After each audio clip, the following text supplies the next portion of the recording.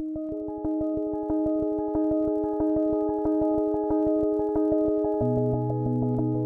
never forgetting also that there is this other unseen hand that knows absolutely what consciousness is,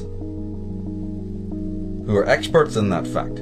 You're walking around couldn't care less. You're waiting for the next movie to come out, the next fashion and all that, what Hollywood's going to do next. But there's people there who have a thorough understanding of human consciousness, human psyche, human libido, and they're working on it 24/7 to feather their own nests and also to keep man in servitude, man whom they think is their creation.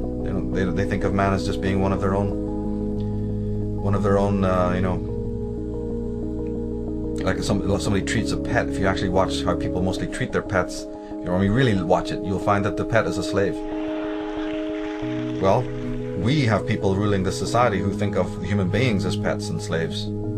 Yeah, they provide you with some food and they take you for a walk now and again, but they basically you are a pet and you'll be told where to sit and where to go and what to do. That should be obvious to people by now. But these individuals don't really have any fear of us. Well, they do have fear of us to the extent that they know if we were awakened what we could do.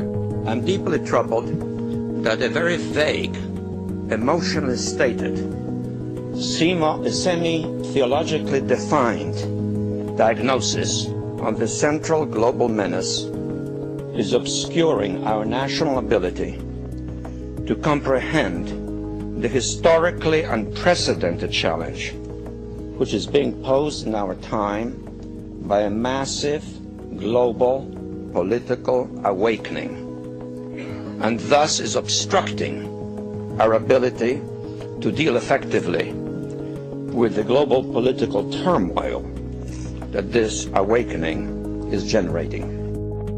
So their motive of why they would want to dumb down people is also highly practical. Remember, these people are very, very practical. They may be evil, but they're also very practical. They know that you don't want a mass of intelligent, free-thinking, self-aware, proactive, deeply concerned, spiritually empowered people. That's the worst threat that they can imagine. So it's very practical for them to keep people, what do they call it? One leash for one neck. Everybody in a complete sense of consent, with the illusion that they're independent. It doesn't work without that. It is perfectly possible for a man to be out of prison and yet not free, to be under no physical constraint and yet to be psychologically captive. The nature of psychological compulsion is such that those who act under constraint remain under the impression that they are acting of their own initiative. The victim of mind manipulation does not know that he is a victim. To him, the walls of his prison are invisible, and he believes himself to be free. That he is not free is only apparent to other people. His servitude is strictly objective.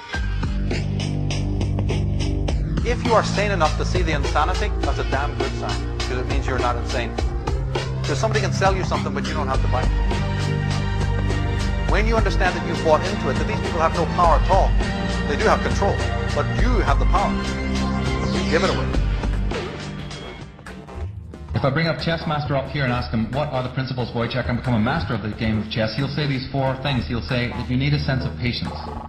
Now, if you don't have patience, don't even try to begin the game to learn it. He'll say you need a sense of timing. If you don't have a sense of timing, don't open the book. You have to have knowledge of your opponent, right? And then the fourth one that they'll tell you is that you need to have the willingness to make any and all sacrifices.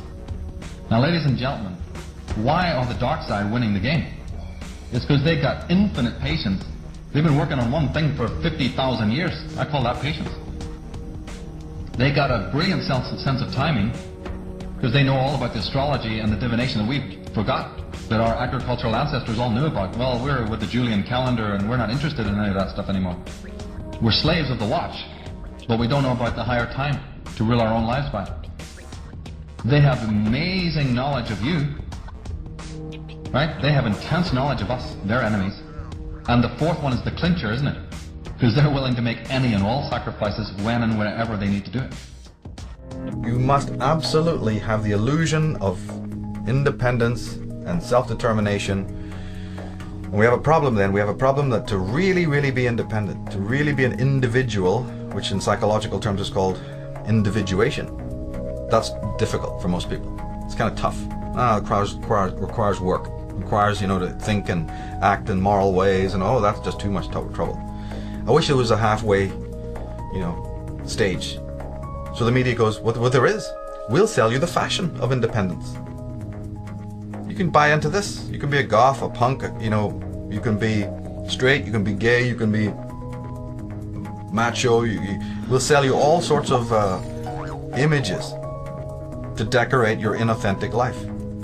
And that will pacify you, because there is a voice that's kind of screaming inside of you that you're not living an authentic life. We know that. We know that's a tough voice to live with. But you also can't really do anything about it, because, you know, you're lazy and you're weak. And you realize what you would have to sacrifice or lose if you really took the true moral way. The way of selfhood and the way of finding out who and what you are. We know that's difficult for you. So what we'll do is we'll manifest a bunch of simulacras. We have a whole industry creating false personas. But if you buy into that, and it's very easy to do that, I mean, it's just a matter of going down to the hairdresser and coloring your hair pink and wearing a couple of earrings and get a few tattoos and, you know, having a big t-shirt with anarchy written on it. But you're the last person who even understands what true freedom and anarchy is. But don't worry about that. You know, well, the world is full of those kinds of people, isn't it? But do you see it as being any more free? If that was ever going to solve the world's problems, what happened in the 1960s when everybody was free, quote unquote? Where's the love now? Did it stop wars? Did it stop evil men ruling the world? Did it stop genocide? Did it stop the mutilation of animals and abattoirs? I mean, tell me what one thing that the hippie movement or the punk movement of the 1970s achieved. Well, I'll tell you what they achieved. The leaders of the punk movement are living like pashas and maharajas in $1 million houses over there in Bel Air and also in Los Angeles.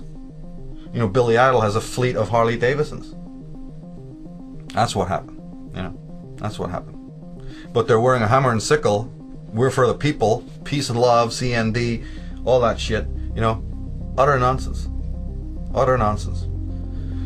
Maybe the man from within, who's completely incognito, who's working within the system, you know, suit and tie, you know, would never even pass him by on the street. Maybe those people will do more damage to the evil status quo than all those hordes screaming for reform, you know. Because it's not just a mass of people label reading, running away into these inauthentic models. It's a small group of educated people, dedicated, passionate, absolutely zero tolerance for the lie, who are from all walks of life, who have spiritually, most importantly, that they are spiritually adept, that they understand what knowledge is. They have reverence for knowledge. They're not just trying to gain knowledge. Any idiot can do that. Gaining knowledge, well, God, schools are full of it. No. It's a matter of loving knowledge. That's a big difference. Loving knowledge, understanding what knowledge is a whole different thing than gaining knowledge. So there's these fine lines in all of this, very fine lines.